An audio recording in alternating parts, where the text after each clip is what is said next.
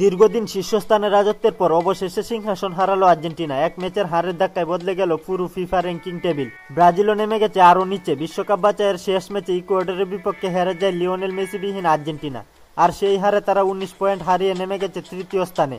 আর্জেন্টিনার বর্তমান সংগ্রহ 1870.32 পয়েন্ট। অন্যদিকে দারুণ চন্দ্রে থাকা স্পেন বাছাই পর্বে তুর্কি ও বুলগেরিয়াকে হারিয়ে তারা এখন 1875 পয়েন্ট নিয়ে 1 নম্বরে দখল করেছে আর্জেন্টিনার সিংহাসন। খুব কাছেই আছে ফ্রান্স। শেষ 2 ম্যাচ জিতে তাদের সংগ্রহ 1870.92 পয়েন্ট। তাদের বর্তমান অবস্থান দ্বিতীয় স্থানে। 2022 বিশ্বকাপ জয়ের পর থেকে টানা শীর্ষে ছিল আর্জেন্টিনা, কিন্তু ইকুয়েডরের বিপক্ষে এক হারেই তাদের সিংহাসন কেড়ে নিল স্পেন। দক্ষিণ আমেরিকার আরেক পরাশক্তি ব্রাজিলও ভালো করতে পারেনি। বলিভিয়ার কাছে হেরে তারা এক পিছিয়ে নেমে গেছে ষষ্ঠ স্থানে। তাদের পয়েন্ট মাত্র 1761 পয়েন্ট। দীর্ঘ 4-5 বছর ধরে ব্রাজিল র্যাঙ্কিং এর শীর্ষস্থান দখল করতে পারছে না।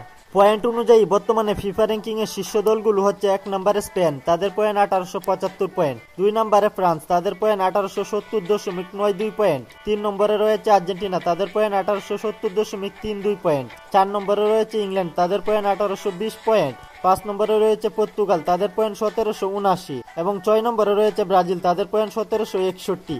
ইউরোপিয়ান দেশগুলো একের পর এক জয় তুলে নিয়ে র্যাঙ্কিং এ দারুণ এগোচ্ছে, আর দক্ষিণ আমেরিকার জায়ান্টরা যেন একটি থমকে গেছে।